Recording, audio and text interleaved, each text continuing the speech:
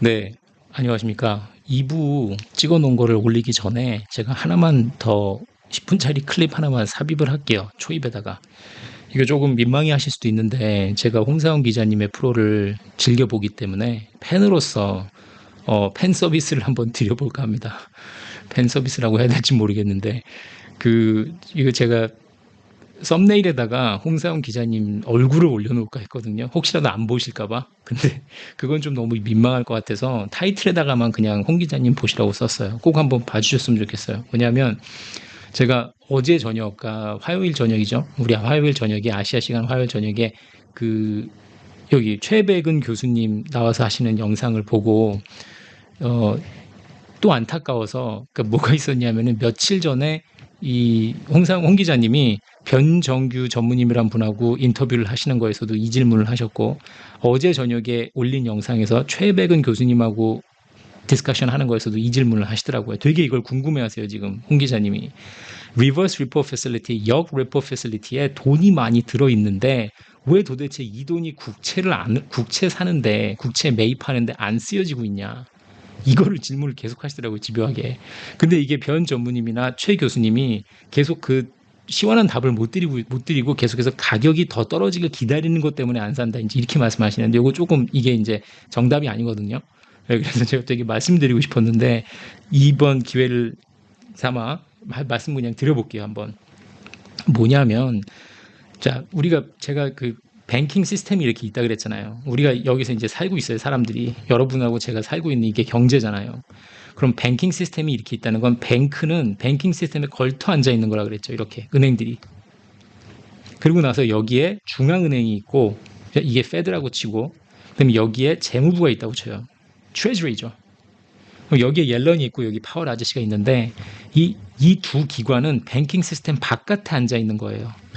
밖에서 속을 들여다보고 있는 애들이라 그랬어요. 중앙은행 옆에 차고 있는 게 주머니가 따로 있어요. 이게 리버스 리포 패실리티고 재무부가 옆에 차고 있는 게 TGA입니다. Treasury General Account예요. 여기서 돈을 이게 커지건 이게 작아지건 RRP가 커지건 RRP가 작아지건 뱅킹 시스템에 절대 영향을 주지 않아요. directly. 언제 다이렉트리 이걸 영향을 주냐면 우리가 미국 보면은 은행 예금들이 많이 빠져나갔다 그랬잖아요. MMF를 통해서. 왜냐면 미국 은행에 넣어놔봤자 금리를 1%, 2%, 3%밖에 안 주는데 여기 RRP에 갖다 넣어놓으면은 기준금리 레인지에서 밑에 하단에다가 5베이시스 포인트를 더하면 5.25에서 5.5니까 지금 더하면은 RRP에서 5.30을 줘요. 리버스 리포 패실리티 넣어놓으면 이거를 MMF를 통해서 넣는다 그랬잖아요. 이걸 땡겨서 이렇게 넣으면 5.3%라는 걸 받기 때문에 이거는 오버나잇 레이트입니다. 하루만 넣고 있어도 연 5.3% 주기 때문에 되게 어트랙티브하죠. 이걸 매일 롤링 오버를 한다고 보시면 돼요. 이건 초단기성이에요. 그러면 이 MMF를 통해서 이렇게 들어가 있으면 이 은행에 있는 뱅킹 시스템 안에 원래 들어가 있던 JP모건이나 시티나 이 안에 들어가 있던 내 국민들이 저금해 놨던 예금이 빠져서 지금 RRP에 많이 모여 있다는 거거든요. 그럼 이게 단기성 자금이 들어가 있는 거죠. 그래서 여기서 옐런 아줌마가 뭘 했냐면은 TGA를 막 다 썼잖아요. 그때 그 부채 한도 문제 있고 그래서 500 빌리언 달러가 다 고갈이 난 다음에 요걸 다시 채워 넣습니다. 쭉 썼으니까 부채 한도 문제 해결되고 데슬링 없어진 다음에 이걸 다시 채워넣는데 어떻게 채워넣냐면 뱅킹 시스템에 있는 새로운 돈을 뽑아가는 게 아니라 RRP에 있는 돈을 이렇게 빼가요. 왜냐하면 이 아줌마가 여기서 한 달, 두 달, 세 달짜리 짧은 빌을 발행할 수 있거든요. 국채 빌, 한 달, 두 달, 세 달짜리를. 그럼 이거 단기잖아요. 단기를 발행해서 이 단기성 자금을 끌어가는 거예요. 이 듀레이션 미스매치가 되게 중요하거든요. 듀레이션 미스매치 때문에 이게 안 되고 있는 건데 듀레이션이 지금 제가 그렇잖아요. 여기서 은행에 넣어놓고 있던 예금이 오버나잇 레이트를 받고 한 달, 두 달, 세 달 정도는 여러분들이나 저나 묶어놓고 있을 수 있잖아요. 은행에 넣어놓고 있으면 부담 안 되잖아요.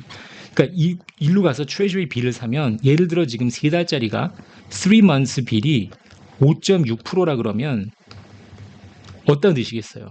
이게 3months 빌이 5.6%고 오버나잇이 5.3%면 둘 다 최고의 정부 기관이죠. 크레딧 리스크는 없다고 보는 거죠. 재무부에 돈을 넣어놓고 있나 RRP에 넣어놓고 있나 이 세상에서 제일 안전해요. 우선 크레딧 리스크는 없어요. 리스크 프리고 세 달을 갖고 있으면 내가 5.6% 받고 오버나잇을 롤링을 하면 5.3% 받으니까 거기서 거기에요.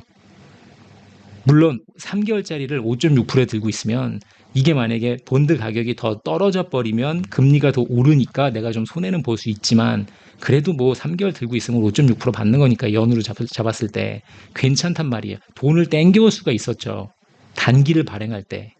근데 여기서 지금 홍 기자님이 계속 궁금해 하시는 건 그러면 이 자금을 땡겨서 왜 10년, 20년, 30년짜리를 발행을 안 하는 거냐. 사줄 사람이 없다며. 안 사주니까 계속 얘들 금리가 오르는 거 아니냐. 왜냐하면 듀레이션 미스매치가 나기 때문이죠. 제가 은행에다 넣어놓고 있었던 3개월 예금 넣어놨던 거를 갑자기 우리 제 펀드 매니저가 30년짜리 채권을 사버린다 그러면 제가 기절하죠. 야, 나 30년 동안 들고 있으라고? 무슨 소리야. 내 2천만 원 내가 다음 달에 써야 될 수도 있는데 누가 그걸 30년물에 넣으래. 그러니까 자금의 성질이 다르기 때문에 그래요. 두 가지가. RRP에 들어가 있는 건 극히 단기성이에요. 그럼 그 다음에 하실 수 있는 질문이 홍 기자님이 궁금해 하실 수 있는 게 뭐냐면 그러면 옐런이 재무부에서 1, 2, 3개월짜리를 더 발행하면 되잖아. 그 더 많이 땡겨오면 되잖아. TGA 필 하는 거 말고. 여기서 문제는 뭐냐면 빌이라고 하는 12개월 미만짜리 이거는 미국 재무부가 발행하는 총 국채 발행량의 보통 15에서 20% 유지하는 게 적정선이에요. 근데 벌써 이게 22에서 23%로 포화 상태입니다. 그러니까 롤오버 하는 거는 가능한데 신규 발행을 못 해요. 신규 발행을 해서 지금 적자가 더 많이 나고 국채 시장이 커지고 있는 입장이니까 거기서 발행을 하려면은 새로운 자금이 들어와야 되죠.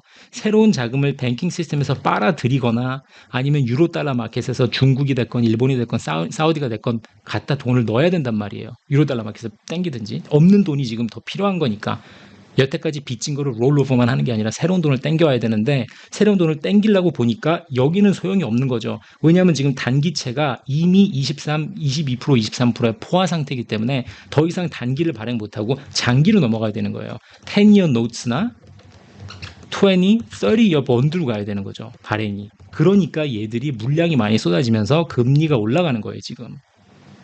그래서 다시 말하면 옐런 아줌마한테 이 RRP에 있는 묶여있는 돈은 그림의 떡이다. 네, 6개월짜리 발행하면 지금 6개월짜리 비리 5.6%거든요. 발행만 할 수 있으면 좋죠. 높아서 저 돈을 땡길 수 있는데 아쉽다 하고 쩝쩝이고 있는 거죠. 무슨 말씀인지 아시겠죠? 예. 그거 하나 제가 삽입하고 싶어서 설명드리고 싶어서 되게 답답해 하시는 것 같아서 제가 한번 넣어봤습니다. 자, 그러면 다시 근본이제 얘기로 들어가겠습니다. 자, 그럼 근본이제 토픽으로 다시 넘어가 보겠습니다. 제 지난주 올렸던 영상에 조금 더 다이렉트하게 받았던 그 글들, 그걸 그대로 제가 인용해 왔고요. 오해가 좀 있으신 것 같아서 추가 설명을 좀 드리려고요. 클래리파이를 좀 해야 될 것 같아요. 자, 말씀하신 게 여기 말한 대로, 여기 말대로 하면 다 죽을 것 같은데 달러 망하는 건 님 죽기 전에 안 올 겁니다. 50년 강달러 시대 살 것. 달러가 무너지면 세계 질서가 무너지고 여기저기 전쟁 터지고 제가 근본이제로 갈 수밖에 없다는 거를 달러가 무너지고 세계 종말이 올 거다라고 오해를 하시는 것 같아요. 그게 아니거든요. 제가 말씀드리는 건 좀 달라요. 달러가 망하지 않기 위해서 근본이제로 돌아가야 될 거라고 말씀드리는 거예요. 달러가 망한 다음에 세상이 뒤집어지고 세계 3차 대전이 일어나고 다들 우리가 막 나가떨어지고 그게 아니라 금융 시스템이라는 게 달러에 대한 믿음이 있고 기축통화로서 작용을 하니까 지금 이게 굴러가고 있는 거잖아요. 달러에 대한 믿음이 있으니까. 그 믿음이 무너져서 국채 시장이 금리가 너무 많이 오르고 달러의 값어치가 땅으로 떨어지면 이걸 다시 회복을 해야 되잖아요. 리스토어를 하고 원상복귀를 해야 되잖아요. 그거의 믿음을. 그걸 어떻게 시킬 거냐는 거예요. 이렇게 전쟁이 나서 뒤집어지고 달러가 기축통화로서 끝나고 다른 화폐가 들어오고 이게 아니라 달러를 대체할 수 있는 기축통화가 없다는 건 여러분도 알고 저도 알잖아요. renmin비도 못하고 유로, yen, 파운드, SDR도 부족하고 브릭스 커런시가 갖고 나오겠다는 화폐는 얘기도 없고 그러니까 그걸 대체할 수 있고 또 다른 달러보다 더 환상적인 더 좋은 화폐가 나올 거다. 3차 대계전이 일어나고 종말이 올 거다. 이게 아니라 무너지는 달러를 약해지는 달러를 연준에서 미국 정부에서 다시 붙들어 잡기 위해서 밸류를 다시 값어치를 올리기 위해서 무언가를 해야 된다. 그러려면은 실물에다가 연동하는 수밖에 없습니다. 그러다 보니까 그게 골드일 것 같습니다. 라고 말씀드리는 거예요. 좀 다르죠? 지금 여러분들이 생각하시는 거랑. 전 종말론을 얘기하고 있는 게 아니에요. 그러면 보세요. 연준이 지금 금리를 5.5%까지 올렸잖아요. 근 20년 만에 최고로 올렸죠. 2000년대 초반에 6% 한번 갔던 거 빼고 2006년에 5.25까지 갔던 거 빼고 근 20년 만에 지금 최고치를 올렸단 말이에요. 10년 이상 동안 0% 있었고. 그럼 이거를 올리고 싶어서 올렸습니까, 연준이? 등 떠밀려서 다른 방도가 없기 때문에 올렸죠. 즉 마켓 포스에 의해서 밀려져서 올라간 거 아니에요, 금리가. 그러지 않을 수만 있다면 그 누구도 금리가 올라가는 걸 보고 싶어 하지 않죠. 뭐 저만 빼고 저랑 몇몇 분들 시청자분들 빼고 자산 거품이 꺼지길 바라는 사람들 빼고는 이걸 올라가는 걸 원치 않잖아요. 하지만 마켓이 그렇게 만들었단 말이에요. 제 말씀은 달러가 너무너무 위상이 떨어지고 값어치가 떨어지고 제 역할을 못하면서 이게 마켓이 달러한테 네 자신을 다시 증명해봐. 네 값어치, 달러의 값어치를 증명하지 않으면 내가 널 못 믿겠다 하고 마켓이 술렁이고 출렁이면서 언스테이블해질 거란 말이죠. 이걸 다시 붙들어 잡고 부여잡기 위해서 뭔가를 해야 될 거다. 그러니까 근본이자가 필요할 것 같습니다. 이거 5.5%까지 갈 거라고 생각한 사람이 있었나요? 웬만하면 없죠. 십수년 동안 지금 제로 금리에 묻혀 살았으니까. 여러분들 지금 느꼈을 때는 금이나 실물 자산에다가 뭔가 연동해야지 1970년대까지 했던 근본이자를 가야지 믿음을 줄 수 있는 시대가 올 거다 라는 생각에 지금 동의를 안 하시는 거 아니에요. 그런 시대가 안 올 것 같잖아요. 지금 느낌엔. 2010년대 내내 금융권이 1%, 2% 되는 10년, 20년, 30년물을 막 샀잖아요. 이렇게 금리가 낮은데 지금 생각해서 돌아보면은 야 그거 정신 나갔네. 왜 이렇게 많이 샀어? 1%, 2%밖에 안 주는데 30년, 20년 장기물을.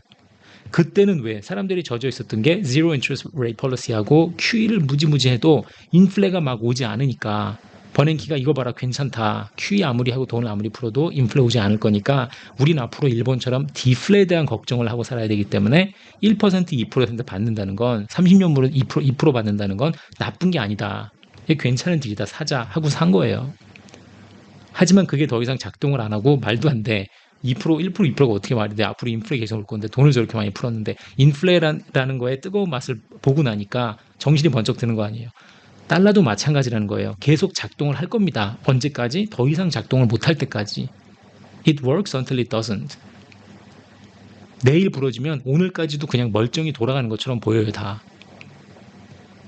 네, 맞습니다. 여기서 말씀하신 것처럼 50년 강달러 시대에 살 거예요.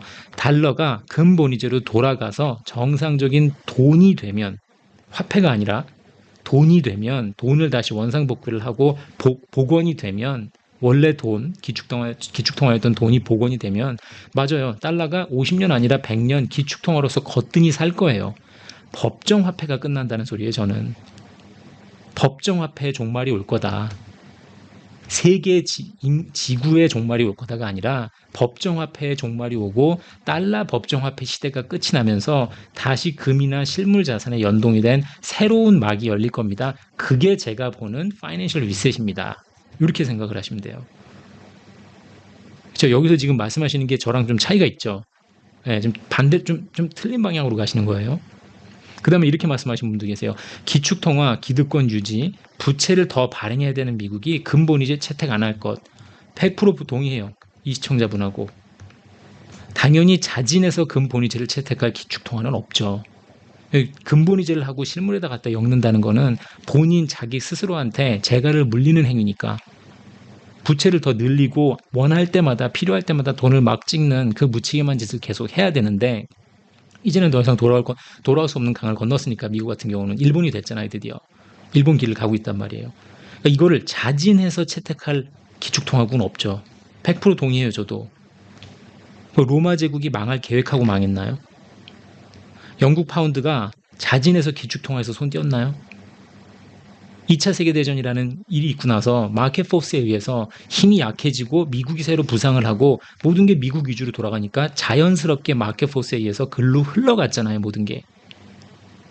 달러의 법정화폐도 이제 끝이 보인다는 거죠. 임계점에 도달했고 그걸 넘어서는 순간 마켓 포스가 그렇게 만들 겁니다. 지금 우리가 이 시점에 앉아서 2020년, 2023년 10월 달에는 그게 상상이 안 가죠. 왜냐면 법정화폐를 지난 50년 넘게 살아왔으니까 그게 익숙해져 있으니까. 문제만 생기면 중앙은행들이 돈 찍는 게 너무 당연하게 여겨졌으니까. 하지만 어디까지 용납될 수 있다고 생각을 하세요? 어디가 임계점이라고 생각을 하십니까? 정확한 딱 그 선을 긋기는 어렵죠. 뭐 GDP 대비 부채가 250%를 넘으면 임계점이다. 300%를 넘으면 임계점이다. 그런 히스토리컬 데이터도 없거니와 그걸 정확하게 짚어서 말을 할 수는 없지만 글로 다가가면 다가갈수록 불안감은 점점 더 커지면서 무슨 문제가 생길 때마다 달러에 대한 퀘스천이 계속 될 거 아니에요. 퀘스천 마크이. 인플레도 마찬가지잖아요. 인플레 10수년 동안 없었으니까 인플레라는 건 이제 앞으로 걱정 안 해도 돼. 돈 찍는 거하고는 전혀 무관해라고 생각을 했지만 마켓 포스에 의해서 강제로 금리 인상을 불러왔죠. 기축통화도 임계점을 넘으면 어떻게 신뢰 회복을 할지 한번 생각해 보자는 거예요.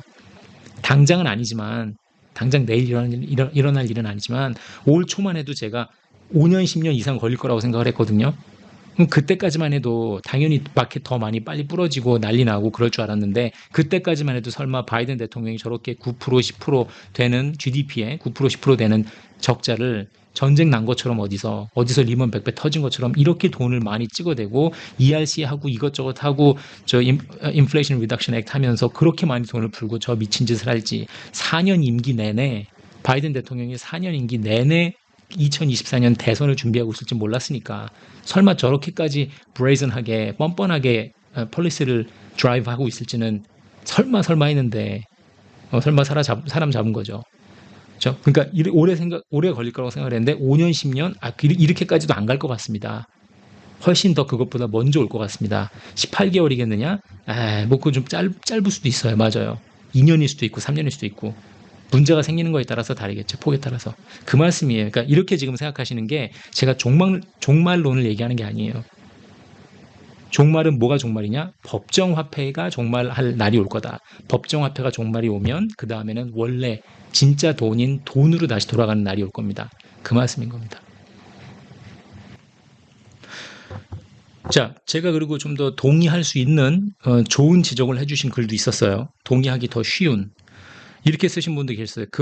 금본위제 폐지 후 페트로달러를 유지했듯 다음에는 무언가를 이용해서 달러 가치를 높일 수 있지 않을까. 이제 무형자산을 말씀하신 것 같아요. 제가 이건 집어넣고 이런 말씀하셨어요. 이게 되게 좋은 게 보세요. 금본위제라는 거는 내재 가치가 있는 이거 전에 이거 못 보신 분들은 꼭 한번 봐주세요. 많이 안 보셨는데 2022년 12월 23일 날 제가 올린 건데 타이틀은 조금 자극적입니다. 죄송해요. 비트코인 암호화폐 값어치가 빵원인 이유인데 사실 이건 비트코인 얘기가 중요한 게 아니라 제가 돈의 탄생에 대해서 설명드린 게 있거든요.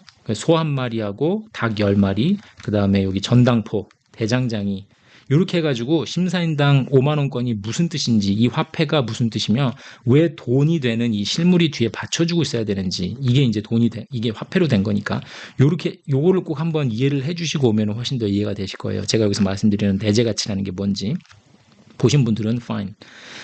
근본이자라는 거는 내재 가치가 있는 실물을 바탕으로 찍어내는 게 화폐라 그랬잖아요. 이게 정상적으로 돌아가는 건데 1971년에 근본이자가 끝나고 폐지가 된 다음에 좋은 지적을 하신 게 보시면 얘들이 페트로달러라는 걸 만들었잖아요. 그게 페트로달러라는 건 뭐냐면 착시 현상을 일으킨 거예요. 사람들한테.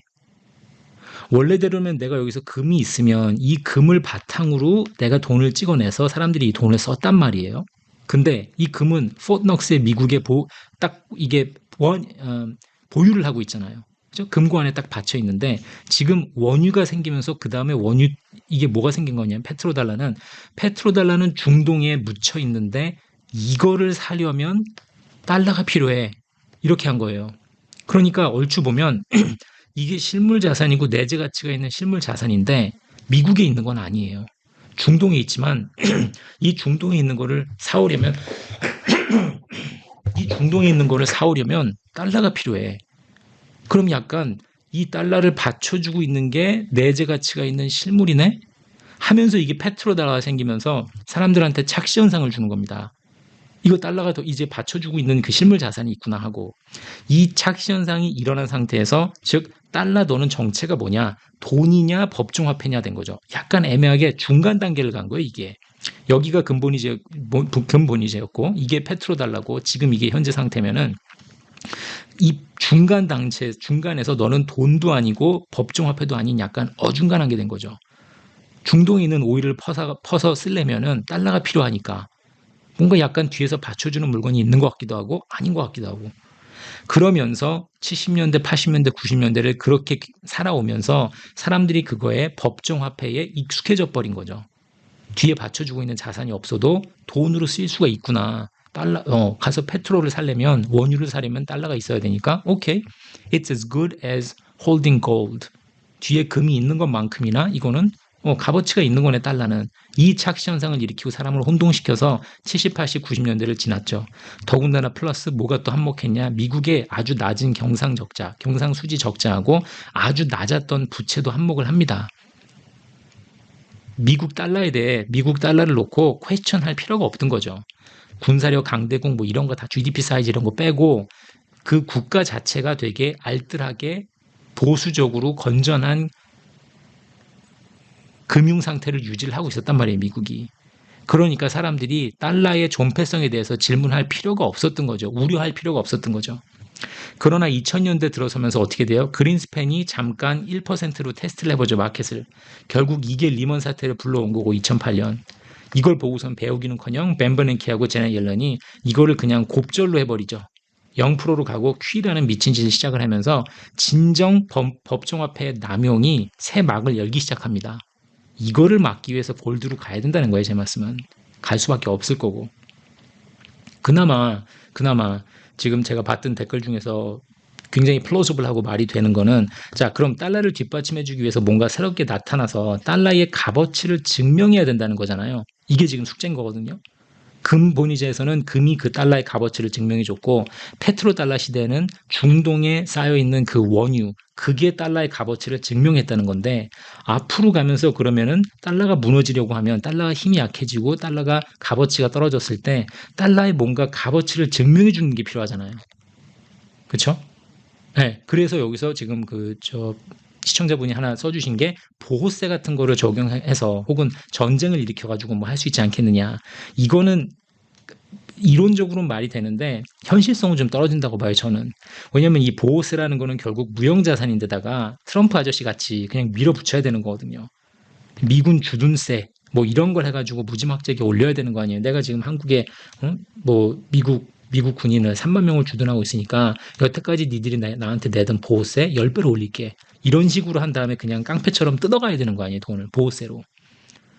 이렇게 했을 때 이게 그 3만 명이 주둔해 있는 그거를 뭐랄까 실물 자산처럼 생각해서 유형 자산으로 돌려서 생각하는 게 조금 쉽진 않을 것 같고 달러가 만약에 불안감을 느끼고 달러의 값어치가 떨어져 있는 시장, 글로벌 시장을 안심시키기에는 뭔가 좀 약해 보여요. 뭐 항공모함이 인천 앞바다에 한 달 동안 정박해 있으면 몇억 달러를 청구하겠다 막 이런 공식이 나와야 되니까 저는 현실성은 조금 없다고 봐요. 이론적으로는 무슨 말씀인지 알아요. 보호세를 내게 해서 달러의 값어치를 올릴 수 있지 않겠냐 이건데 저는 결국은 실물 자산이 필요하다고 봐요. 소 한 마리가 됐건 금이 됐건 원유가 됐건 뭐가 됐든지 간에 내재 가치가 있는 실물 화폐를 뒷받침해줘야 된다. 그래서 다시 돈이 돼야 된다 이 말씀. 또 이런 글도 있었어요. 미국이 전쟁 포함 세계적으로 다른 문제를 일으켜서 다른 방법으로 리셋할 것 같다. 뭐 그럴 수도 있겠죠. 예, 근데 예를 들어 전쟁을 보시자고요. 아니, 그러니까 아이디어를 이렇게 던져주시는 건 알겠는데 현실성이 되게 떨어지고 더 본인들도 더 생각을 해보세요. 한번 본인들이 하시는 말씀이 어떤 식으로 끝을 맺을지. 물론 제가 방장이니까 그건 제 임무긴 한데 그냥 말씀 던지시고 너는 아니야 라고 말씀하시는 것보다 어떻게 달러의 값어치를 증명할 수 있겠느냐. 지금 이 말씀은 뭐냐면 전쟁을 시작하고 세계적으로 문제를 일으켜서 불안감을 조성하면 달러의 값어치를 증명할 수 있을 거 아니겠냐. 이런 식으로 리셋되지 않겠냐거든요. 그러니까 전쟁을 하면은 달러의 값어치를 증명할 수 있을까요, 진짜로? 보세요. 전쟁은 그때 잠깐뿐이고 전쟁을 시작을 했다는 거는 지금 내고 있는 적자, GDP 대비 10%가 아니라 적자가, 재정 적자가 15, 20%를 간다는 뜻이에요. 더 많이 빌려야 돼요, 돈을. 그럼 국채 발행을 더 하고 연준은 뱅크 오브 재팬처럼 영원히 QE, 영원히 YCC를 들어가야 되는 거예요. 이게 어떻게 리셋으로 이어질지 이 전쟁을 함으로써 어떻게 달러의 값어치가 중장기적으로 증명이 될지를 좀 더 자세히 생각을 해보세요. 아싸리 그냥 내가 배째하고서는 뎃주빌리 해가지고 나 그냥 지금까지 있는 빚 절대 못 갚으니까 싹 지우고 다시 시작하자. 이게 아닌 이상 어떻게 마켓에 신뢰를 주고 값어치를 증명하겠냐는 거예요. 예를 들어 적자 폭이 커져봐요. 전쟁했어요. 그죠? 전쟁할 당시에 6개월, 12개월 동안은 달러 강세겠죠. 무서우니까 다들 미국으로 돈 넣어야 되니까 달러 들고 있는 게 최고니까 달러하고 금이 오르겠죠. 그럼 적자 폭이 커지겠죠. 돈 더 찍고 탱크 만들고 미사일 쏴야 되니까. 그럼 국채 더 발행할 거고 그럼 금리는 더 급격하게 오르겠죠. 그럼 연준이 QE 들어가야 되고 QE 들어갔으니까 돈을 더 찍을 거고 인플레 더 오를 자극시킬 수밖에 없을 거고 돈이 흘러 들어가서 어디로든 들어갈 테니까. 동시에 서민들은 죽겠다고 아우성치겠죠. 자기 주머니에 꽂히는 건 아니니까 인플레가 더 빠르니까 내 임금 상승보다. 그러고 나면은 누가 됐든지 간에 대선, 총선 승리하기 위해서 정부는 더 적자폭을 늘려야겠죠. 더 부양책 해줘야 되니까 구제금융 늘리고 국채 더 발행될 거고 금리는 더 오를 거고 연준은 더 던지고 어느 시점에서 전쟁을 해가지고 보호세를 부과해가지고 달러의 값어치를 증명할 수 있다고 생각을 하세요. 어느 시점에서 언제 임계점을 넘을 거라고 생각하세요. 정말 전쟁을 일으키고 전 세계적으로 불안감을 일으키는 게 달러의 중장기적으로 봤을 때 달러한테 도움이 된다고 생각하세요? 단기는 먹히겠죠. 단기는. 전쟁 끝난 다음에 어떻게 할 거예요? 그럼 베트남 전쟁 때 돈 엄청 찍고 우주선 쏘고 아폴로 13 쏘고 달날에다가 사람 보내고 하면서 그 많이 났던 적자를 계속해서 얘들이 갚아 나가고 까 나갔잖아요. 2차 세계대전 때 돈 빚 왕창 졌잖아요. 미국이 본드 발행하고 막 국가 전 국민이 다 본드 사고 다 참여했잖아요. 그 많았던 빚을 다 얘들이 까냈잖아요. 갚아냈잖아요. 갚아낼 수가 있는 수준이 아니잖아요. 이제 미국은 더 이상.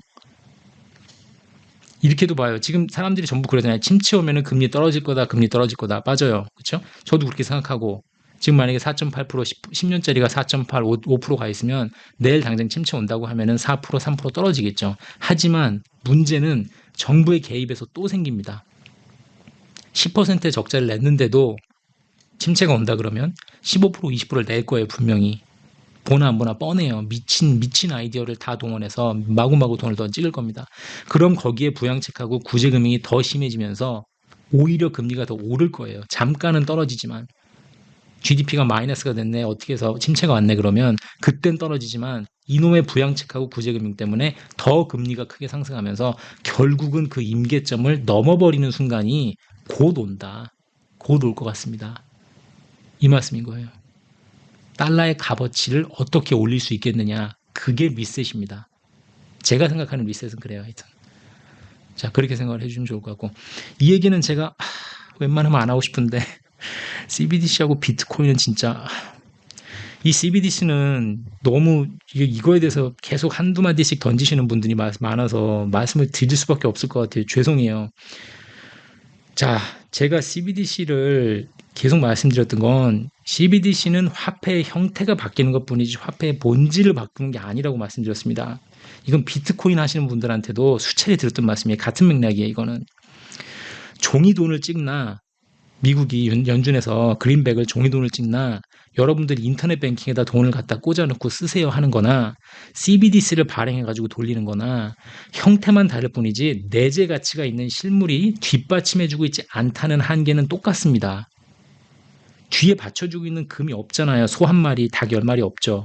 똑같아요. 이거는 형태만 바뀐 거예요. 이거는 리셋이 아니에요. 종이 돈을 1경을 찍으나 CBDC를 1경을 찍으나 둘 다 허상, 법정화폐는 마찬가지예요. 이거는 리셋이 아니에요. 제가 말하는 리셋이. 리셋을 했다는 거는 더 이상 중앙은행이 미친 듯이 돈을 찍는 행태를 못하도록 만들어야 될 거 아니에요. 그냥 CBDC로 바꿔버리는 게 어떻게 리셋이에요. 그냥 형태만 바뀌는 거지. 무슨 말씀인지 아시나? 이거 진짜 많이 설명드렸는데도 계속 이 CBDC는 계속 뭐라고 하지? 계속 이 CBDC라는 거는 non-fungible 해진다는 거거든요. 돈이. 그 심사인당 5만 원을 제가 제 친구한테 빌려서 1한테 빌려가지고 2한테 줘버리면 그 5만 원짜리는 누가 들고 있으나 돈이잖아요. 제 친구가 들고 있나 제가 들고 있나. 근데 그게 아니라 CBDC는 비트코인처럼 다 트랙이 남아서 non-fungible 해진다. 내가 1한테 받은 돈은 다시 1한테 가야 되는 태그가 붙는 거 아니에요. 이어마크가 되는 거니 돈이. 그거는 리셋이 되는 게 아니라 그 리셋이 된 돈을 무제한으로 더 찍어버릴 수 있잖아요. 그러니까 여러분들이 생각하시는 리셋이 다르면은 오케이 그거는 그럴 수 있어요. 제가 생각하는 리셋하고 여러분들이 생각하는 리셋이 다를 수 있죠. 리셋 자체가. 근데 여러분들이 생각하시는 그 CBDC가 나와서 어떤 리셋인지 모르겠는데 그 리셋을 시킨다 그래서 지금 집값이 뭐 5억 해야 되는 집값이 20억이 돼 있는 상태예요. 그럼 그게 다시 정상화돼서 5억이 돼야 되는데 CBDC가 생겼기 때문에 어떻게 그게 정상으로 5억이 다시 되겠냐는 말씀이에요, 저는. 앞으로 문제가 생길 때 대한민국이 만약에 CBDC를 쓰고 있으면 중앙은행에서 돈을 찍지 말아야 되는데 정부에서 돈을 찍지 말아야 되는데 돈 찍는 행위를 어떻게 CBDC가 막겠냐는 거예요. 못 막죠. 그거는 제가 생각하는 파이낸셜 리셋이 아니에요. 필요하지도 않고 그냥 새로운 돈의 형태가 생기는 것뿐이에요. 형태가. CBDC가 무너지면 법정 화폐 신뢰를 회복하는데 잠깐 착시 현상을 가져오겠죠. 뭔가 새로운 돈이 돌아다니네. 이거 뭔가 이제 새롭게 시작하는 거다라고 착시 현상만 가져오는 거지 근본적인 해결은 못 해요. 이거는 할 수 있는 게 아니에요. At least that's how I view. 제 생각에는. 자, 어쨌든 누가 이런 글도 쓰셨어요. 이 사람 뭐지? 왜 댓글을 지우나? 제발 흥분하지 마세요. 하늘의 맹세코 저는 댓글 지워본 적 한 번도 없습니다. 예, 제가 예전에 한번 제 영상 자체를 올린 다음에 대여섯 시간 만에 내린 적은 있거든요.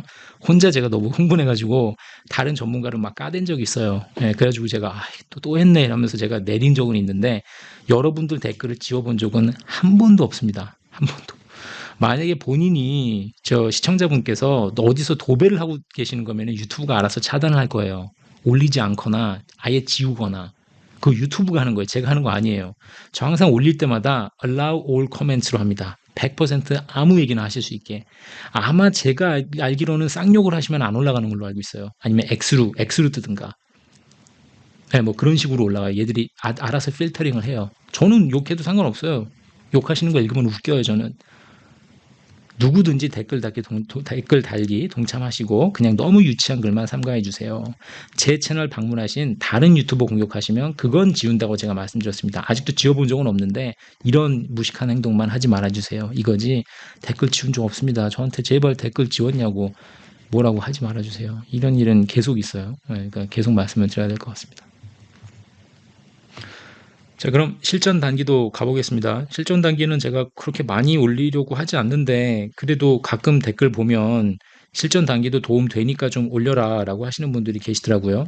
그러니까 네가 하는 트레이딩 뭐 스트래티지나 이런 걸 따라하는 건 아닌데 그냥 네 생각을 보면은 도움이 되기도 한다 이렇게 말씀하시니까 그냥 기회 될 때마다 같이 이렇게 껴서 넣어볼게요. 좋은 이해가 지난주에도 한번 말씀드렸는데 저한테 이메일까지 보내셨어요. 또 다른 분이. 왜 너 리먼 100배 기다리면서 숏을 청산했냐, 다우 청산했냐, 35,300에 들어가서 제가 34,300에 청산하고 나와서 지금 있거든요. 아마 오늘 34,200까지인가 온 것 같은데 이거 왜 청산했냐, 뭐냐면 이건 뭐죠? 이건 제가 좀 이따 말씀드릴게요. 이게 뭐냐면 여기를 먼저 보시면 지금 다우가 강세 느낌을 주고 있다고 제가 느끼는 건 보시면은 요 다음 장에 제가 COT 차트를 한번 먼저 보여드릴게요. 지난주에도 보여드렸지만 이게 지금 다우 Commitments of Traders 리포트를 보면 이 지금 지난 한 8주 동안 이 트렌드를 보세요. 8주 동안 이렇게 올라가고 있죠. 가파르게. 지금 이게 지난주였고 요게 지금 며칠 전이에요. 금요일, 그러니까 요번 주 화요일 거죠.